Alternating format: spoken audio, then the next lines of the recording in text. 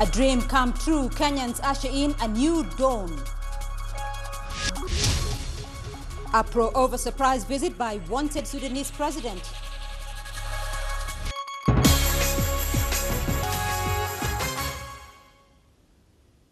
Today, a nation is reborn.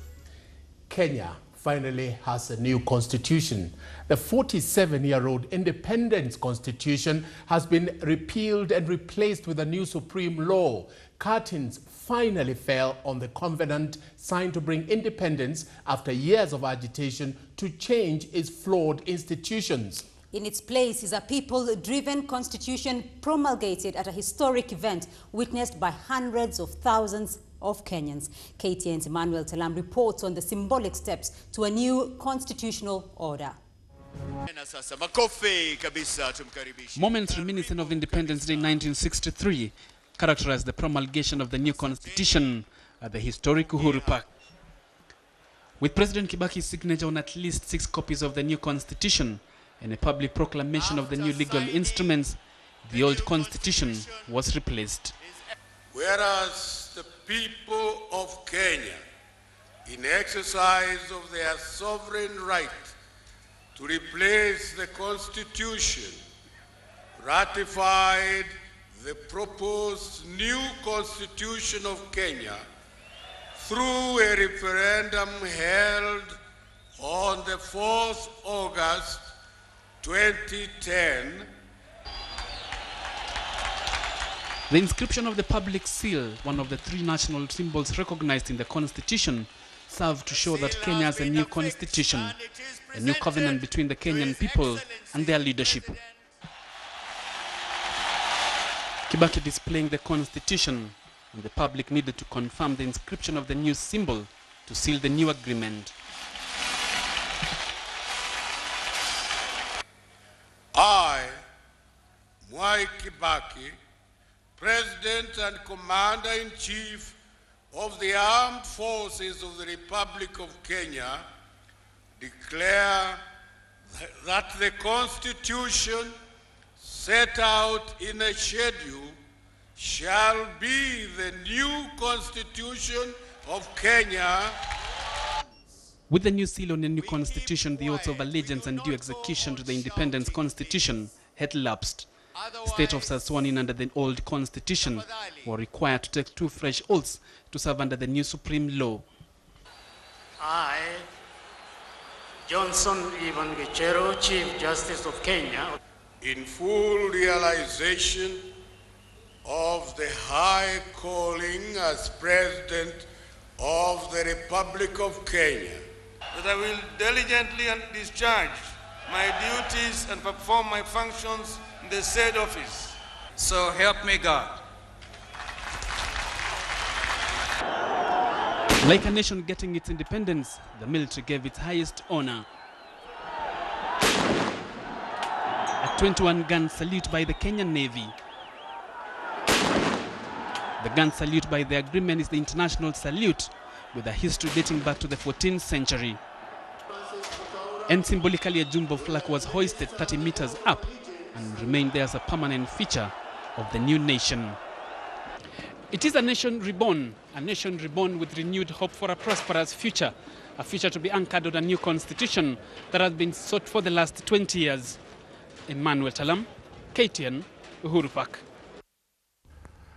Over 47 years ago, the country took its first tottering steps towards self-rule, and today, after the historic declaration into law of a new constitution, the country is on the verge of another exciting journey, this one towards correcting historical injustices. Though constitutional experts warn that it may take months, even years to implement, a number of clauses in the new constitution came into effect the moment President Kibaki uttered those immortal words. KTN's Wilkilster Nyabwa reports. That the Constitution set out in a schedule shall be the new Constitution of Kenya with effect. And with that declaration, President Kibaki breathed into life the dreams of several generations of Kenyans who hope to live to see Kenya attain its second independence. His words setting into motion the process of implementation of the new constitution that will span several years. One of the clauses that comes into effect immediately, the Bill of Rights, which seeks to define individual rights and shield individuals from the excesses of government.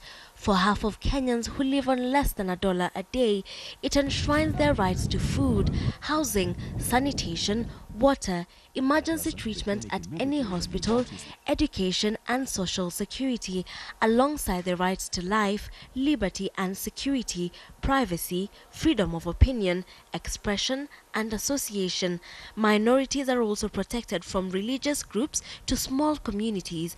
Because these are enforceable rights, one can go to court in the event of denial of any of these rights. From now onwards, the Bill of Rights is enforceable. The Bill of Rights goes into force immediately, regardless. It is not at the discretion of anyone. Though these rights come into effect immediately, the government must mobilize sufficient resources to make them a reality. Married couples also immediately begin to enjoy equal rights in everything, including property. Police officers can no longer remand those suspected of minor offences, which attract sentences of 6 months and under.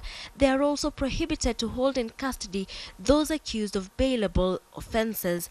Further, one must be told why they are being arrested before being taken into custody. We must treat our citizenry with dignity. When you are making the arrest, you must make sure that the person, the suspect you're intending to arrest, understands and knows the reasons as to why one has to be arrested. New laws that provide for gender balance in the leadership of the corporation boards also come into effect once the president has uttered those immortal words. Workers across the country are also now free to join trade unions without hindrance and can picket when dissatisfied with working conditions. Meanwhile, political parties are also expected to toe the line, conducting party nominations in a free and fair manner and ensuring all groups are well represented. Though with this pronouncement, the new law comes into effect, a good number of laws will take anything from months to years to implement due to the need to enact the requisite laws to enable them come into effect. Even after it is promulgated, it will not take effect fully because you need about 5 years. Yet for all intents and purposes, the journey has now begun in earnest. Wilkista Nyabwa, KTN. Now, President Mwai Kibaki declared the new constitution law with a statement of commitment to implement and observe it. The head of state said that it was time for change, saying the new constitution provides opportunity for progress. Presiding over a lavish ceremony at Uhuru Park, Nairobi, the president warned that the looming changes would present a challenge, but expressed hope that those challenges would be overcome.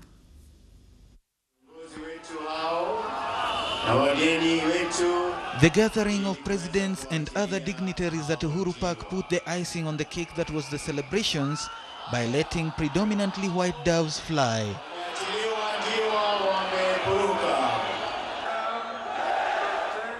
One which the president, prime minister and the vice president agrees about bringing change. The president leading the trio in saying a lot was bound to change. With the promulgation of this constitution, we must change our approach to politics. We must enhance the role of truly competitive ideas and methods of getting the country to be a developed society. They thanked those who had fought for the second liberation, casting their differences aside to praise each other glowingly. They also assured Kenyans that this covenant would cater for their welfare more, enhance their lives, and bring newfound unity to the country. We have opened a clean new page in our book.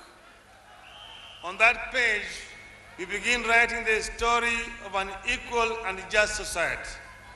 This day marks the beginning of our renaissance. We have taken the first, indeed the boldest step in transforming our country into a great nation. We are now set to recapture and restore our independence dreams and aspirations. They celebrated the country's rebirth, saying it had proved its place among emerging democracies, as they asked Kenyans to support the new constitution, saying it had brought with it renewed optimism. We should be proud for making history as one of the few nations in the world that have successfully replaced their constitution in peacetime. By the single act of inaugurating a new and quality constitution, we have regained our honor. And with this, a message that the past was not as important as the future, as the politicians asked Kenyans to look ahead by reminding them of the country's troubled history. We put repression, exclusion, dictatorship, and heroic struggle behind us once and for all.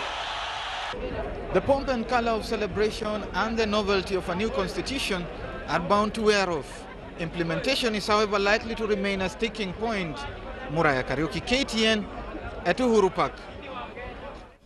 Kenya's big day was tainted in many people's eyes by the surprise attendance of Sudanese President Hassan Omar al-Bashir. The presence of Bashir at the promulgation ceremony has caused an uproar locally and internationally. The International Criminal Court, ICC, plans to report the visit to the United Nations Security Council for appropriate action. Bashir ignored 2 international arrest warrants to attend the event, triggering an immediate reaction from the diplomatic community, local civil society organizations, and members of parliament. KTN's Noah Otieno has more. Give a big hand to His Excellency President Omar Bashir. Reports indicate that the ICC is taking what it considered a breach of international obligation by Kenya to the United Nations Security Council. They will leave it to the Security Council to decide what action to take on Kenya government for inviting Bashir and failing to arrest him for onward transmission to The Hague. But the government has dismissed criticisms over the incident. But the ICC is not the only international obligation this country has. We have other obligations as well. We are a member of the African Union. A section of members of parliament are furious with the executive for inviting Bashir. We, as members of the Parliamentarians for Global Action, want to protest in the strongest terms possible to the Kenya government for allowing Omar Bashir to come to Kenya and not arresting him. They said that issues of Sudan are very complex. And to resolve the problems of Sudan, you must look at 4 cardinal issues and none in isolation: peace, security, stability, and justice. Human rights groups are up in arms, accusing the government of staging what they called an act of impunity. Human Rights Watch issued a protest, while locally, Bunge la Wananchi held demonstrations demanding for an apology from the government to both the Darfur war victims and to Kenyans. A message echoed by the Kenya Human Rights Commission and the Kenya National Commission on Human Rights. Our call is to our own government to apologize to us as Kenyans for ruining our day in this kind of way. And our call is also to our government to live up to its legal obligations and arrest this man and hand him over to the court. Sisi tumetoa ishara mbaya kwamba labda sisi huenda tukakiuka yale misimamo yetu ama tukakiuka yale majukumu yetu ya kuhakikisha kwamba tumejumuika na umoja wa kilimwengu. Sources told KTN that the diplomatic community in Kenya has expressed outrage, and diplomats are set to meet with Foreign Affairs Minister Moses Wetangula on Monday to present a formal protest.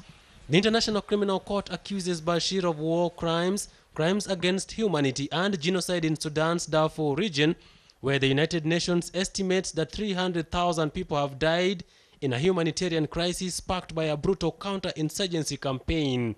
Bashir denies the charges. The merits of his indictment have been challenged by the African Union.